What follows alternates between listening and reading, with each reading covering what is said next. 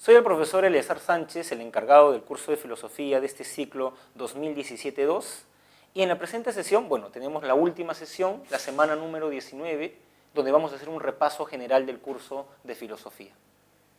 La pregunta número 1 dice lo siguiente: de lo sustentado sobre la ciencia, colegimos que la definición de filosofía como la ciencia de los primeros principios y primeras causas. Recuerden que esta definición la da Aristóteles. En lo que continúa es una de las cuales es el bien, su referente final. Recuerden que para Aristóteles existía la causa final. De esta definición de filosofía como ciencia de los primeros principios y de las primeras causas que da Aristóteles, esa es la definición de Aristóteles como vimos en la primera semana, podemos inferir, dice la pregunta, que el objeto de esta podría ser, y recordemos que el primer principio y la primera causa para Aristóteles era el primer motor inmóvil, y por eso indagar sobre los primeros principios y las primeras causas en realidad es indagar sobre el primer motor inmóvil que, dice Aristóteles, es el fundamento de la realidad. Por eso la clave es la A. Recuerden también la definición de filosofía de Wittgenstein porque ha venido en un examen de admisión, ¿no? La filosofía es una actividad que esclarece el lenguaje. Muy bien. Pregunta número 2. Una persona sostiene frente a otras que el tema más importante para la filosofía es la verdad y no la honestidad. La discusión está en los ámbitos de la... recordemos. El tema de la verdad lo estudiamos en la nociología. La nociología, como vimos en la semana 11, es la disciplina filosófica que discute el problema del conocimiento. Y como toda disciplina filosófica se enfrenta a ciertos problemas. Los 4 problemas fundamentales de la nociología son: ¿es posible conocer la realidad? ¿De quién depende el conocimiento? El problema de la esencia. El tercer problema es el origen de las ideas, el problema del origen, ¿cuál es la fuente del conocimiento? Y el cuarto y último problema es el problema de la verdad. ¿Qué es la verdad? Hay varias definiciones, recuerden la verdad como correspondencia, como evidencia, como coherencia y como utilidad. Entonces, en la nociología se estudia el problema de la verdad. Sin embargo, por otro lado, tenemos la honestidad. La honestidad es un valor, sí, podría estar en la axiología, pero recuerden que es un valor moral. Entonces, en ese sentido, la ética es la disciplina filosófica que estudia a la honestidad. Entonces tienen que buscar en la clave una alternativa que alterne y conjugue nociología y ética. Y esa clave es la C. Pregunta número 3. Las interrelaciones que podemos establecer acertadamente entre los factores del surgimiento de la filosofía en Grecia y su respectivo concepto se darían de la siguiente forma. Cuando hablamos de la carencia de credos comunes y una casta sacerdotal, estamos haciendo referencia al factor religioso. O sea, la filosofía pudo surgir en Grecia porque había la ausencia de libros sagrados. Y por eso, o por ello precisamente, los primeros filósofos podían cuestionar los mitos. Recuerden que la filosofía surge como una superación a los mitos. El ítem 2 dice posesión de tierras áridas y ciudades ribereñas. Eso tiene que ver con un factor geográfico. ¿Y por qué el factor geográfico es importante? Porque precisamente el intercambio comercial permite un intercambio cultural, lo cual implica conocer otras formas de pensar, relativizar nuestra forma de pensar, lo que desde luego genera la filosofía. El ítem 3 dice posibilidad de libre expresión y activa vida pública. Esto es un factor político que desde luego tiene que ver con la democracia. La democracia griega permitió el desarrollo del arte de la palabra y por ende de la argumentación. Recuerden los sofistas y Sócrates, es el debate en el ágora. Y eso desde luego permite el desarrollo de la filosofía, porque ya no vas a decir este es el mejor régimen de gobierno porque así lo dice Zeus. No, tienes que dar argumentos y eso te va a hacer pensar racionalmente. Y recuerden que la filosofía es una disciplina eminentemente racional. 4. Régimen esclavista de casta dominante culta. Ese es un factor económico. Recuerden que eso permite la división entre amos y esclavos, lo cual a su vez permite la diferencia entre los esclavos, trabajo físico, y los amos, trabajo intelectual. Y entre los amos se dio el ocio. El ocio, como dice Aristóteles, es una condición básica para la filosofía. Si no tenemos tiempo libre, no podemos indagar el movimiento de los astros, cómo debemos ser una buena persona, debemos tener tiempo libre. Y por eso la filosofía surge entre los amos, ¿no? Y tiene el régimen enclavista como condición material. Y finalmente, el intercambio fluido de bienes con países lejanos es un factor. Acá este intercambio de bienes con países lejanos es la A. Por lo mismo, ¿no? Intercambio fluido de bienes con países lejanos, intercambio comercial, a su vez promueve un intercambio cultural. Entonces, si tenemos que la 1 la C, la 2 la D, la 3 la E, la 4 la B y la 5 la A, la clave correcta es la alternativa A. La pregunta número 4 dice lo siguiente. Con relación al periodo presocrático de la filosofía antigua, a continuación compatibilice ambas columnas según el criterio con el representante de su pensamiento. Ahora, lo que ustedes deben recordar de este primer periodo es el arjé. Recuerden que para Heráclito el arjé es el fuego.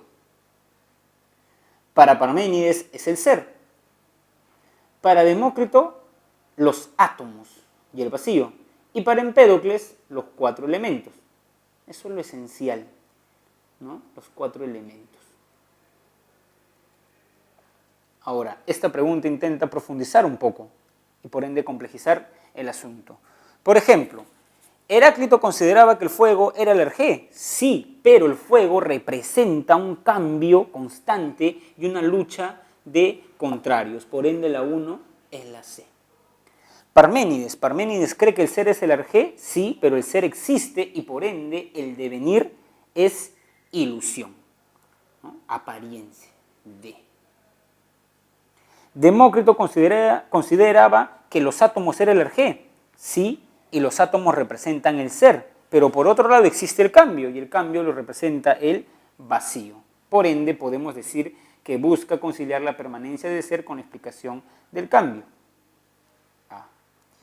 Y finalmente, Empédocles considera que los 4 elementos son el arjé, pero que el cambio sí existe. Por eso negó el carácter ilusorio de la realidad, digamos, que acuñaba Parménides. Entonces, si tenemos que 1 es C, 2 es D, 3 es A y 4 B, la alternativa correcta es la A. Continuemos. La pregunta número 5. Determinen las expresiones correspondientes al máximo representante del periodo antropológico, Sócrates. Muy bien, a ver, ítem 1. El término, o en términos éticos y nociológicos, solo es posible conocer las cosas de manera relativa o parcial.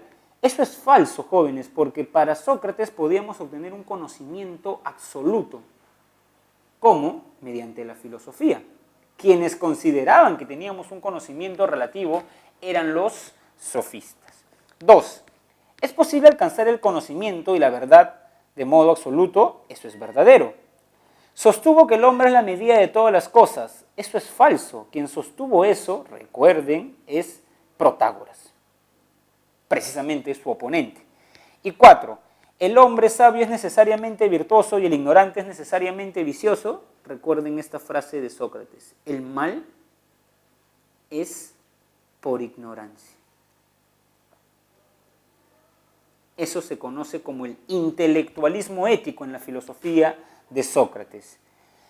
Para yo ser una buena persona, dice Sócrates, primero debo conocer el bien y luego ser una buena persona. Quiero ser una persona honesta, profesor, primero debes conocer la idea de honestidad y eso te llevará a ser una persona honesta. ¿Eso qué quiere decir? Que el sabio es bueno porque sabe que es el bien.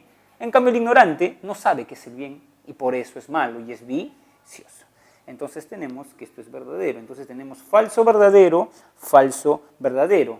La clave es la alternativa C. Pregunta 6. Señale la verdad V y falsedad de las siguientes afirmaciones relacionadas con la filosofía antigua. Anaxímenes fue el primero en utilizar el término arjé, falso. No fue Anaxímenes, fue Anaximandro. Los sofistas adoptaron un punto de vista escéptico y relativista en términos éticos y nociológicos. Recuerden a Protágoras. Para Protágoras, el hombre era la medida de todas las cosas, entonces el conocimiento era relativo. Esto es verdadero. Tales trató de determinar de manera racional el origen y fundamento de todas las cosas. Eso es verdadero y por ello precisamente ostenta el epíteto del primer filósofo. Tales es el primer filósofo porque a diferencia de Homero y Hesíodo, que tratan también de explicar la realidad, Tales trata de explicar la realidad basándose en la razón. Y recuerden que Tales enuncia como arjé al agua. 4. El silogismo, método aristotélico, fue inspirado en el arte de las comadronas o parteras. A ver, ¿el silogismo es el método aristotélico? Muy bien, eso es verdad. Pero fue inspirado por el arte de las comadronas o parteras. Eso es falso. El arte que fue inspirado por las comadronas, por la madre de Sócrates, que era comadrona, era la mayéutica. Entonces tenemos que 2 y 3 es verdadero. Por ende, la clave es la alternativa E.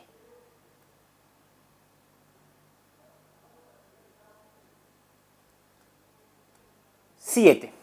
Con relación a la teoría de las ideas de Platón, Guillermo de Ockham sostendría que, a ver, recuerden el problema de los universales, ¿no? El problema de los universales consiste en lo siguiente. ¿Qué es un universal, profesor? Es un concepto general, por ejemplo, caballo. La pregunta es, el concepto caballo como universal, porque tú ves 1000 caballos y a todos los llamas caballo. La pregunta es, ¿ese concepto general existe con independencia del caballo individual o es que acaso existe en el caballo individual? Si ustedes creen que el concepto de caballo, el universal, existe independientemente de los caballos particulares, ustedes serían defensores del universalismo, ¿no? Eso es, por ejemplo, Platón, universalismo o realismo. Para Platón, recuerden, existe la idea de caballo en un mundo de las ideas. Pueden morir todos los caballos, pero sigue existiendo la idea de caballo. En cambio, si ustedes creen que no existe el universal de caballo, sino que solamente existe el nombre en latín es nomina, serían un nominalista. Y precisamente el representante de los nominalistas, que se hacía llamar a sí mismo como el príncipe de los nominalistas, es Guillermo de Ockham. Entonces la pregunta dice, con relación a la teoría de las ideas de Platón, Guillermo de Ockham sostendría que efectivamente hay que existir la existencia de tales nociones generales. No, porque eso sería un realista. Y Guillermo de Ockham es nominalista. Resulta completamente absurda, pues los universales no deben concebirse como desligados de la realidad empírica. Esta pregunta o esta clave supone que sí existen, pero para Guillermo de Ockham no existen. Las nociones abstractas y generales, como las ideas, no tienen existencias, pues solo existen particulares. Esa es la clave correcta afín al pensamiento de Guillermo de Ockham. Pregunta 8. Sobre la razón humana, Tomás de Aquino considera que, a ver, recordemos rápidamente. Tenemos que el objeto fundamental de la filosofía medieval es Dios. La pregunta, o una de las preguntas, es la siguiente. ¿Yo llego a Dios por fe o por razón? Antes de Tomás, esto se llamaba el problema de las dos verdades. La verdad a la cual tú llegas por la fe, por ejemplo, que Dios existe, no necesariamente es una verdad a la cual podemos arribar con la razón. Es el conflicto de las dos verdades. Sin embargo, Tomás de Aquino, y esto fue una pregunta de examen de admisión, soluciona el problema de las dos verdades porque Tomás de Aquino dice que la facultad de la fe y la razón nos pueden llevar al mismo puerto, que en este caso sería Dios. Es decir, yo creo en Dios porque leo la Biblia, por fe. Pero tú también razonando correctamente podrías llegar a afirmar la existencia de Dios. Y en ese sentido, Tomás de Aquino plantea 5 famosas vías para demostrar la existencia de Dios. Acá están las 5 vías, ¿no?, que son racionales. A ver, entonces, con estas ideas podemos enfrentarnos a la pregunta número 8. Sobre la razón humana, Tomás de Aquino considera que puede alcanzar de manera autónoma el concepto o el conocimiento de Dios. eso es verdadero, de manera autónoma con las famosas 5 vías. Pregunta número 9. Yajaira, quien tiene 8 años, piensa que cuando viaje con su familia en barco hacia las Islas Galápagos podrá ver a la gorgona y a las arpías. Según René Descartes, la idea de Yajaira sobre las arpías y la gorgona serían ideas, recordemos al padre de la filosofía moderna, y sobre todo su clasificación de las ideas. Tenemos ideas adventicias, ideas ficticias o facticias y ideas innatas. Las ideas adventicias son ideas que provienen del mundo externo, por ejemplo, un caballo y un ave. Las ideas ficticias o facticias son combinación de ideas adventicias, por ejemplo, un Pegaso. Y las ideas innatas son ideas con las cuales nacemos, por ejemplo, Dios. ¿Qué es una gorgona y una arpía? Una arpía era como una mujer, digamos, ¿no? Como una mujer que tenía alas, ¿no? Tenía ciertos rasgos, ¿no? De otros animales, pero en todo caso, sí existen mujeres, son ideas adventicias, sí existen animales alados, pero no existe una mujer que tenga alas. Entonces, en ese sentido, es una idea facticia. Entonces, la clave es la D. Muy bien. La pregunta 10. Heisenberg nació en Alemania en 1901. Obtuvo el Premio Nobel de Física en 1932 por la creación de la mecánica cuántica matricial, una formulación que cambió el enfoque hacia la física cuántica y formuló el principio de incertidumbre. Entre sus obras escritas tiene Physics and Philosophy, la cual es leída por un alumno de filosofía, quien entiende que dudar, acá está el término clave de la pregunta, quien entiende que dudar es parte del método de investigación, con lo cual, según el estudiante, coincidiría con el método postulado de, recuerden, ¿qué filósofo enuncia o considera que el método de la filosofía es la duda metódica, que hay que dudar de todo, porque así vamos a llegar a la verdad? De nuevo tenemos con que es el padre de la filosofía moderna, es decir, René Descartes. Pregunta número 11. Relaciona adecuadamente ambas columnas. Esta es una pregunta de filosofía moderna. David Hume, recuerden ideas e impresiones. Una impresión es, ocurre primero, es más vivida y se da por los sentidos. En cambio, una idea es el recuerdo de una impresión y en ese sentido ocurre luego, en un segundo momento, es menos intensa y por ende se da por la razón. Pongan el ejemplo de el primer beso que se da a un joven. Eso es una impresión en el momento. Cuando él recuerda, luego de 5 años, supongamos, ese primer beso, esa es una idea, el recuerdo de una impresión. Muy bien, John Locke habla de ideas simples e ideas complejas, ¿no? Las ideas simples serían, por ejemplo, el color amarillo, la idea de círculo, y la idea compleja sería el sol. Descartes, como hemos visto, habla de ideas adventicias, que provienen del mundo. Y finalmente, Immanuel Kant habla de juicio analítico y juicio sintético. Recuerden que el juicio analítico es una verdad a priori. ¿Y qué es una verdad a priori, profesor? Es algo que es válido antes de la experiencia. Ejemplo, el triángulo tiene 3 lados. Eso es una verdad a priori, es un juicio analítico, porque el predicado está en el sujeto. Y también sepan distinguir estos juicios de los juicios sintéticos. El juicio sintético es una verdad a posteriori, posterior y después a la experiencia. Por ejemplo, el triángulo es de color celeste. Tendría que ver un triángulo para saber si es o no de color celeste. Entonces la 4 es la A. ¿Cuál es la alternativa que enuncia esa relación? 1B, 2C, 3D y 4A. La C. Los abogados constitucionalistas discuten los casos en los tribunales sobre la base si las leyes respetan o vulneran la Constitución. Por ejemplo, en la Constitución Política del Perú, en el artículo 118, atribuciones y obligaciones del presidente de la República, inciso 21, conceder indultos y conmutar penas. En relación a esto puede desatarse una oleada de controversias. Puede, y en efecto hay controversia porque las leyes se interpretan. Y cuando uno habla de interpretación, hay posibles interpretaciones. Recuerden el problema que tuvo el Perú con Chile ante la Corte de La Haya.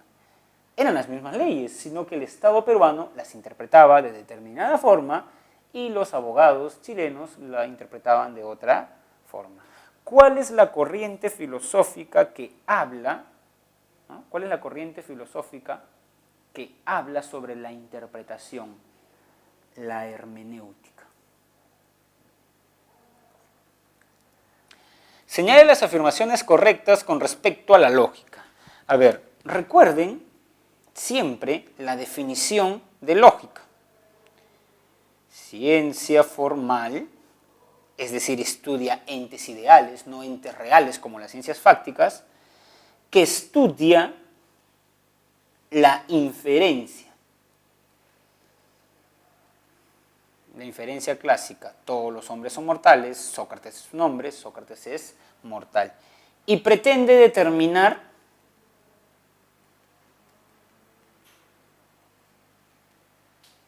su validez, no la verdad.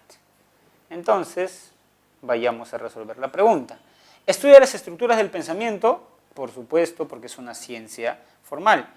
¿Establece la verdad o falsedad de los razonamientos falsos? Establece la validez.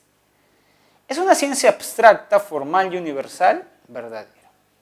1 y 3 es verdadero, por ende la clave es la E.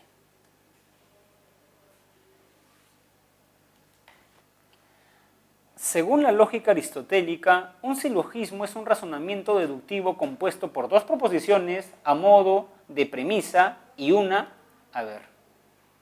premisa 1, premisa 2 y conclusión. Premisa 1. Todos los hombres son mortales. Premisa 2. Sócrates es un hombre. Premisa 3. Sócrates es mortal. Esa es la conclusión. Y recuerden, una conclusión siempre es válida. ¿Qué quiere decir que una conclusión sea válida? Que la conclusión se deriva necesariamente de las premisas, ¿no? Proposición, entonces la clave sería en esta pregunta la alternativa C, proposición que se deriva de las anteriores, y eso hace válida una inferencia. Pregunta 15. Para comprender la esencia de la proposición, pensemos en la escritura jeroglífica, que figura los hechos que describe, y de ella, sin perder lo esencial de la figuración, surgió la escritura alfabética. Es una pregunta sobre la teoría figurativa del lenguaje. Figurativa, que la plantea Wittgenstein. Recuerden que para Wittgenstein, por un lado teníamos lenguaje y por el otro lado teníamos al mundo. Pero entre lenguaje y mundo había un isomorfismo que representaba la realidad. Y por eso Wittgenstein dice en este parágrafo del Tractatus Lógicos Filosóficos que así como la escritura jeroglífica figuraba las escenas, el lenguaje también hace eso, es una pintura del mundo. Entonces, lo que podemos, desde luego, inferir, dice, concluir correctamente que la proposición es la representación de un hecho. La C. 16. La ley de Coulomb ha demostrado su validez en la física, dándose su demostración en cualquier parte. Si uno descubre una ley, esa ley tiene que ser universal. ¿Qué quiere decir que la ley sea universal? Que uno no puede decir, bueno, esta ley, digamos, esta ley fue válida en mi laboratorio. No sé por qué acá en otro país no ocurre lo mismo. No, una ley y es más, para ser aceptada como ley científica, debe ser probada creo que un mínimo de 15 veces en diferentes partes del mundo. Entonces eso quiere decir que es universal, ¿no? Entonces la clave es la C.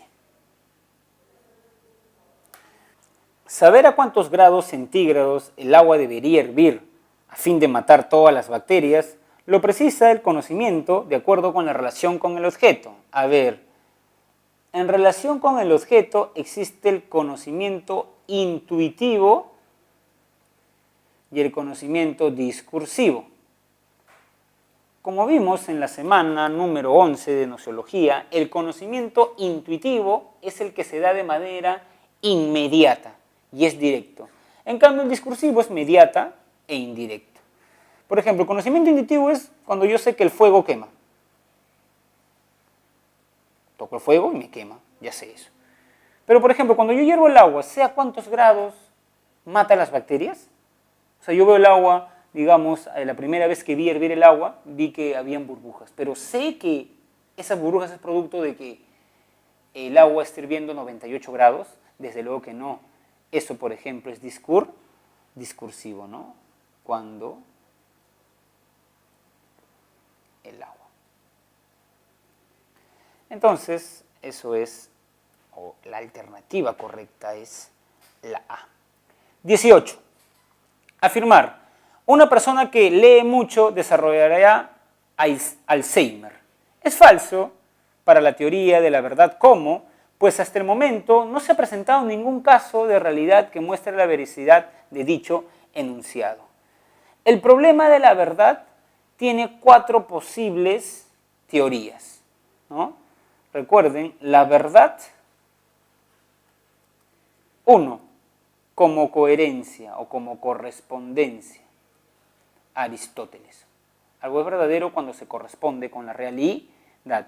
Y, en efecto, esa es la clave de la pregunta número 18, porque dice, una persona que lee mucho desarrollará Alzheimer. Eso es verdadero, esa proposición es verdadera cuando encontramos en la realidad una correspondencia. Es una persona que por leer mucho desarrolló Alzheimer, pero como no se ha presentado ningún caso, no hay coherencia, entonces es falsa. Entonces la clave es la D. Y recuerden que esa postura la defiende Aristóteles.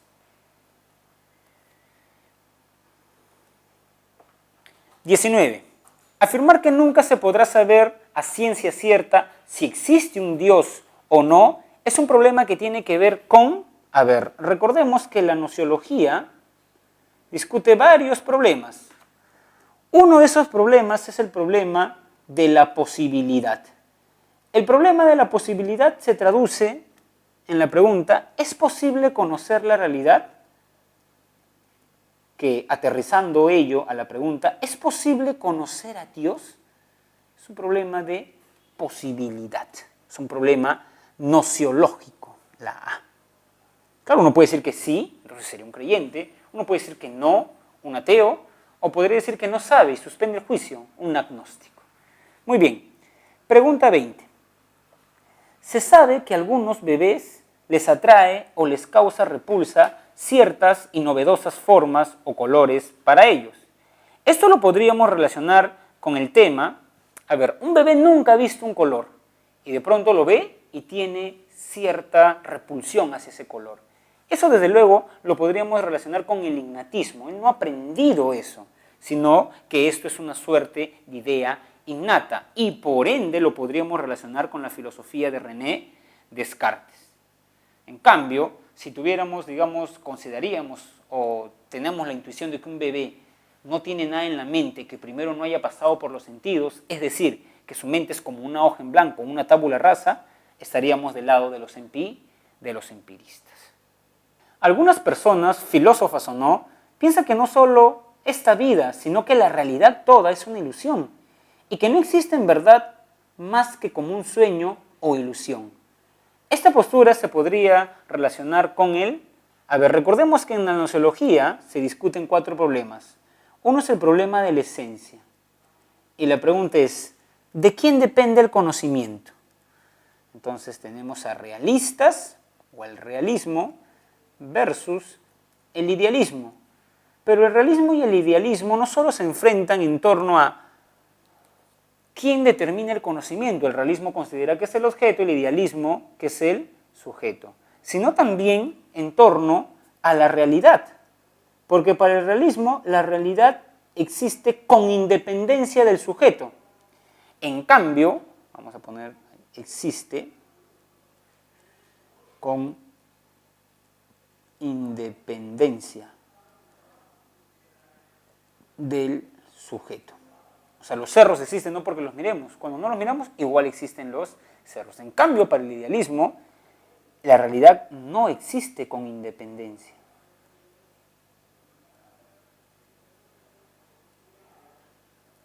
Del sujeto, porque ser es ser percibido. Las cosas existen en tanto existe una conciencia que las perciba. En ese sentido, el mundo exterior queda reducido a los contenidos de la conciencia. Entonces, cabe la posibilidad de que estemos soñando. Entonces, la alternativa de la pregunta número 21 es la alternativa A. Pregunta número 22. Escoger una carrera profesional es una decisión que debe tomarse cuidadosamente. Por una parte, hay quienes sugieren evaluar la rentabilidad de la carrera elegida. Y por otra, hay quienes inciden en que la carrera permita hacer investigación científica al más alto nivel. ¿Cuál de las características del valor está en juego cuando elegimos una carrera profesional dadas las condiciones citadas? O sea, acá se ve la preferencia de un valor sobre otro. Hay quienes van a preferir los valores económicos sobre los valores teóricos. El fin de una carrera no es investigar, no es producir conocimiento, es producir dinero. Pero otro dirá, no, el fin de una carrera es mejorar las condiciones de vida de la humanidad, estudiar por qué existe la pobreza y cuestiones por el estilo. Entonces, recuerden que la preeminencia de un valor sobre otro se denomina en axiología jerarquía. Por ende, la alternativa correcta es la C. 23. Cuando alguien se pregunta si las cosas tienen valor porque las deseamos o si las deseamos porque tienen valor. Está reflexionando en el ámbito de la axiología.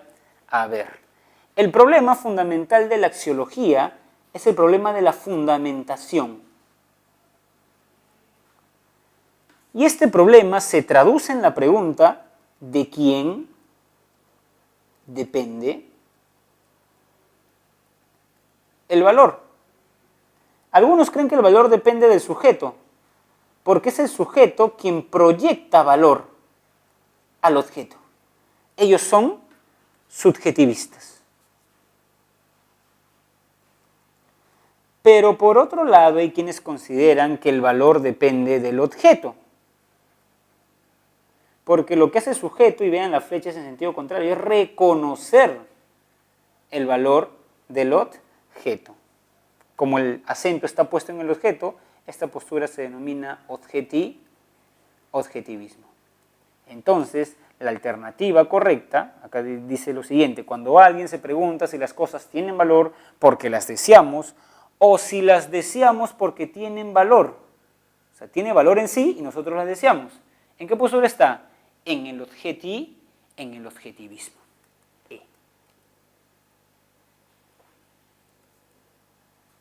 Cierto crítico de cine analizó la película a su madre y sostuvo que las secuencias humorísticas eran previsibles y carentes de ingenio. Además señaló que se usó un único registro humorístico, razón por la cual calificó a la película como aburrida. Y le dio media estrella, ni una, de 5 estrellas. ¿Qué tipo de valoración efectuó el crítico de cine? Recordemos que los valores se estudian en la disciplina filosófica denominada axiología. Y en la axiología nosotros vimos la clasificación de los valores, ¿no? La clasificación de los valores. Hay valores económicos como la utilidad, lo inútil, lo lucrativo, lo beneficioso. Hay valores vitales, lo saludable. Hay valores sociales como la justicia. Pero en esta pregunta se está poniendo de manifiesto los valores estéticos. En el sentido que está diciendo que una película es bella o es fea, o sea, aburrida o divertida. Ese es un valor estético. Eso también hacemos cuando nosotros apreciamos un paisaje. Qué bello es este paisaje. No, me da miedo. Cuando leemos una novela, decimos que es una novela hermosa o es una mala novela, ¿no? Muy bien. Pregunta 25. Determine la verdad o falsedad de las siguientes propuestas del pensamiento ético de Sócrates. Para Sócrates la virtud no se puede enseñar, eso es verdadero. Y precisamente este punto era uno de los puntos de discordia con los sofistas, porque los sofistas consideraban que la virtud sí se podía enseñar. Y precisamente porque sí se podía enseñar, ellos te cobraban para enseñarte la virtud. En cambio, Sócrates creía que la virtud estaba en tu alma, por eso recomendaba gnoxete itsum, o conócete a ti mismo, porque en tu interior, en tu alma, está la virtud y las grandes respuestas a las preguntas que tiene la humanidad. Considera que solo con la razón se llega a la virtud, eso también es verdadero. Por eso Sócrates es, digamos, una suerte de fundador de la ética racional. El error, el vicio, es producto de la ignorancia, eso también es verdadero. Como lo vimos en una pregunta anterior, eso se llama intelectualismo ético. Para ser una buena persona, primero debes conocer el bien. Entonces, si te equivocas es porque no conoces el bien, porque eres ignorante. El mal es involuntario, eso también, por lo que hemos visto, es verdadero. Alguien que se equivoca no sabe en realidad qué hace, según Sócrates. Porque si tú sabes qué es el bien, vas a elegir el bien, diría Sócrates, ¿no? Bueno, en realidad esta es una postura ética, como se estarán dando cuenta, bastante ingenua, ¿no? Porque uno puede saber distinguir el bien del mal y puede elegir a sabiendas el mal. Eso es lo que se conoce en griego el problema de la acrasia, que también es un problema cristiano, si no recuerden cartas a los romanos, donde Pablo dice, ¿por qué hago el mal que no quiero y no más bien el bien que sí quiero? ¿No? Es un problema de cómo yo puedo saber que esto está bien y diferenciarlo de lo malo, pero a pesar de ello, elijo lo malo. Uno puede cometer errores por interés, falso, por ignorancia. Entonces tenemos que la última es falsa, por ende la alternativa correcta es la E. Relacione correctamente ambas columnas. Jóvenes, me permito hacer el siguiente comentario. Estas últimas preguntas deben ser para ustedes un poco más sencillas. Y la razón es sencilla. Esta semana la hemos visto hace 2 semanas nada más. O sea, es una semana bastante cercana, es la semana 17. Estamos en la semana 19. En cambio, las primeras preguntas son de la semana 1, 2, 3, entonces está un poco más lejano y por eso me he detenido más. Pero esto es como que una suerte de someter a prueba sus conocimientos, ¿no? Porque esto es lo que nosotros hemos visto hace muy poco tiempo. Por ejemplo, Sócrates. Sócrates tiene que ver con considerar al hombre como un fin en sí mismo, o con la D, el error, el vicio, es producto de la ignorancia y es involuntario. Es lo que acabamos de ver en la pregunta anterior. Intelectualismo ético. Eso es Sócrates. Entonces, es la D. Aristóteles. Aristóteles dice que la virtud dianoética, específicamente la sabiduría, se alcanza, con la sabiduría se alcanza la felicidad suprema. Aristóteles, jóvenes, hace una diferencia entre virtud ética y virtud dianoética. La virtud ética, dice Aristóteles, es cuando el alma utiliza la prudencia para dominar el alma sensitiva y el alma vegetativa, o sea, los instintos del hombre. En cambio, la virtud dianoética, o en la virtud dianoética, el alma intelectiva elabora conocimientos, y ese es el alma superior, porque es el alma propia del hombre, y además es el alma que nos une con la divinidad, el pensar, ¿no? Por eso Aristóteles dice, y da la siguiente definición de Dios, pensamiento que se piensa a sí mismo. Claro, algunos han criticado este Dios egocéntrico de Aristóteles, y la razón que da Aristóteles para que el Dios se piense a sí mismo es la siguiente. Dios es un ser perfecto, y por ende no podría pensar nada imperfecto, sino que tendría que pensar algo perfecto como Él. Entonces, en este sentido, Dios se piensa a sí mismo porque Él es perfecto. No podría pensar a la humanidad, porque la humanidad es imperfecta, ¿no? Entonces, por esta explicación sabemos que Aristóteles se relaciona con la E. San Agustín, ¿elegimos el bien por la gracia divina para ser libres y felices? Recuerden que Para San Agustín el hombre tiene libertad, pero el hombre puede mal usar su libertad y pecar. Pero si quieres usar bien tu libertad y ser plenamente feliz, debes dejar que Dios ilumine tu vida con la gracia. Kant, segundo imperativo categórico, considerar que el hombre es un fin en sí mismo. Y John Stuart Mill, la máxima felicidad para el mayor número de individuos. Eso precisamente es el principio de utilidad. Entonces tenemos que la alternativa correcta es la B. 1D, 2E, 3A, 4C y 5D.